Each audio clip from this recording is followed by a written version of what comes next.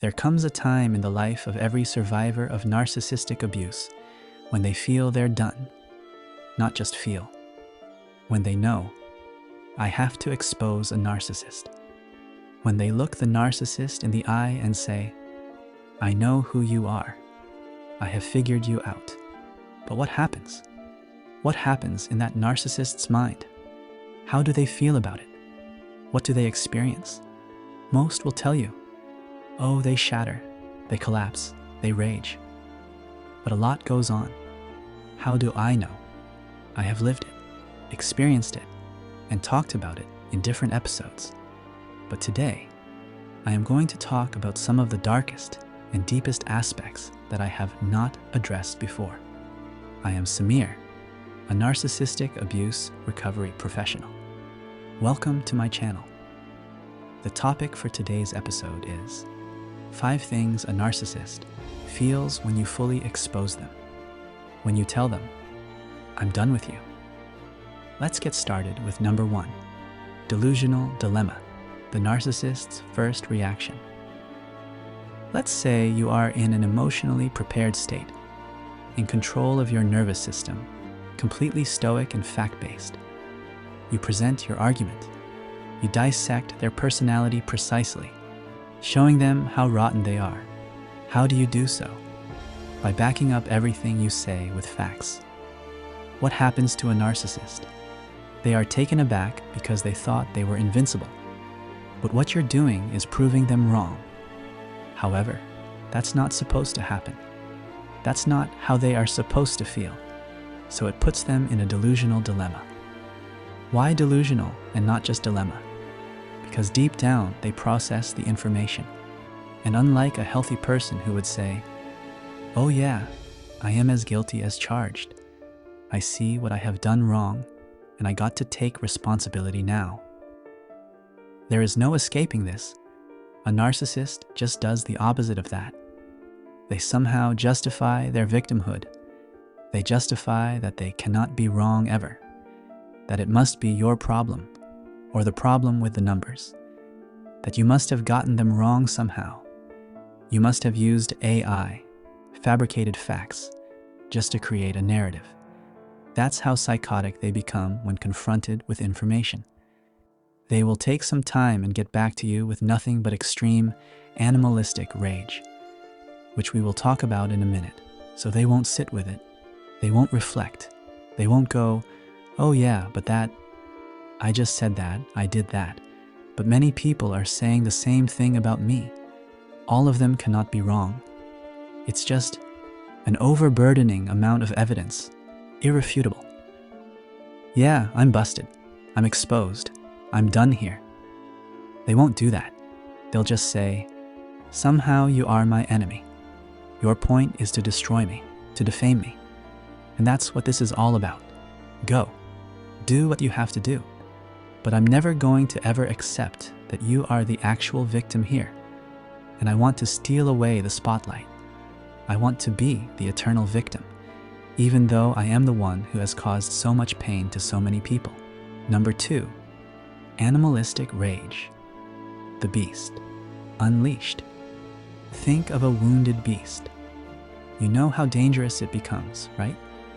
That's exactly what happens to a narcissist. Because they thought their shield was impenetrable, nothing could ever touch them. But your facts have pierced that shield and hit them in the flesh. They are feeling the pain. But pain does not mellow them down. It does not bring out their vulnerability. It makes them more fierce than ever, dangerous to deal with.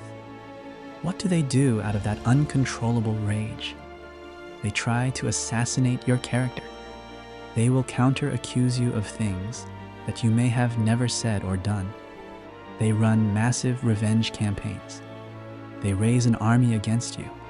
They turn it into a bloody war instead of sitting with the information. Because the expectation was, you're going to play the role that I assigned you, and you're never going to see through my mask. How dare you pull off my mask? Now I feel bare. I feel vulnerable and totally emotionally naked. Where do I go with all this rottenness? all the shame that is oozing out of every corner of my body.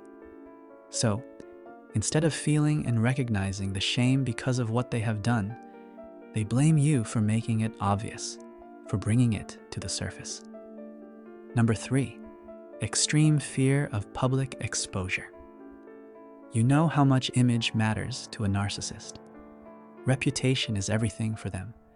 Instead of consoling you, instead of saying, "Yes, I created a mess. I shouldn't have said that. I shouldn't have done that. I shouldn't have cheated on you with multiple people. I should not have lived a double life. I will do everything in my capacity to fix the situation. I'll show up every single day and do the right thing." They don't say any of that. They instantly make it about themselves. Why? Because they are extremely grandiose, entitled, and psychotically self-obsessed. What does that mean? That simply means they cannot see beyond their shadow. They do not want to understand that your pain matters. Almost instantly, they will try to do damage control. They won't want you to go out with that information, especially if they have a reputation to maintain. Let's say, expose that information to the press and let them talk about it. Let the gossip go around. Number, they will try to extinguish the fire. Some of them unwillingly fawn by pretending to be nice again. Love bombing is the go-to coping mechanism. And those who are on the grandiose end of the narcissistic spectrum, what do? They will somehow convince you that you are the crazy one. They will twist information. Whatever you say will be used against you. For example, you will talk about, "Oh, I've been nothing but loyal to you. I've been nothing but kind, compassionate, forgiving. All along, I have wanted this relationship to work." Instead of just feeling ashamed of how they have failed you, they'll say, "But a loving, kind, compassionate partner would never want this to happen, would they? So how dare you? Why did you?" They will then create an if-then conditional for you. If you are a nice partner, then you will do this. Outside of that domain of behavior, you cannot function. If you do anything that is not right in my sight, then you are not that loving. You are not that kind. You are lying to me. That is how they will create a moral obligation on you to behave in the right way, in the acceptable way. Reaction number 4, fear of abandonment, masked as superiority. They will become the superior person in the relationship because, you know how, they do not want to be seen as the needy one. When the truth is, they are more dependent on you than you are on them. They need you like you need oxygen. You need water. You need food. You are their food. So they have to have you around. And instead of instantly replacing you, especially when you are the grade A type supply, what will they do? They'll somehow try to accuse you, like they all do, make you take the responsibility. And if you do, then you will be given the job of fixing the situation. You messed it up.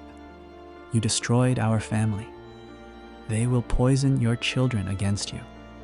They will tell them incorrect stories. There will be narratives. Think of a spider who will try to trap you in their web of lies. You break one strand, you get trapped by the other. They will play that game until you use all your force to shake it off and get out of it. Break it once and for all. But that abandonment, the fear they have, they will suppress it as superiority. "Oh, I don't care. You can leave. Whatever. It's your decision." But then you'll see, they'll drop hints. They will suggest that they want to work on it, especially if it is a grandiose narcissist. If you have that victim, most vulnerable type of narcissist who also has some borderline tendencies, that type will try to make up with you, try to keep you, become and do everything you ever wanted them to be, so that you do not leave them. Number 5, a desperate need to severely punish you. Why? because they are envious. They are demons. I have said it so many times. And the rage that comes out of that demonic self can be called demonic rage. It is popularly known as narcissistic rage, but I call it demonic rage because it has no limits, no ends, nothing whatsoever. It can be infinite, and it can last as long as eternity. It's endless. That means they will fight you. They will try to tear you apart. They will try to bring you down.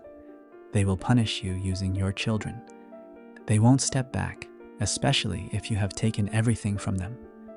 Whatever may be their point of control and access, they will heavily weaponize it. Finances, joint finances. Oh, they are going to turn it into a complete show in the court system. Children. Custody is going to be a nightmare. Children are going to get heavily traumatized. There are visitations required. That is going to be super painful to deal with. Narcissistic parents who then play the desperation game, become the victims, and somehow act dumb. We don't know what happened. What's going on? Why did you leave us? They will disproportionately blow off that pain just to guilt trip you one more time. The point is, they will bring you down to your knees because these people are vengeful, which is not to say that you should not leave and be terrified of them, but you should be fully prepared. Not just have a plan B, but have a plan B, C, D, E, F, and G together. They can attack in any form, in any direction, and go for the jugular. So you have to protect yourself fiercely. Take time, as much as you need and as much as you want, to get out safely and cut ties with that narcissist properly. Conclusion. So these were the 5 reactions you get to see when you expose a narcissist. Which one of them have you personally experienced? Let me know in the comments, and do not forget to join my membership. With that, let's bring this episode to an end. I will talk to you in the next one. Until then, as always, let the healing begin.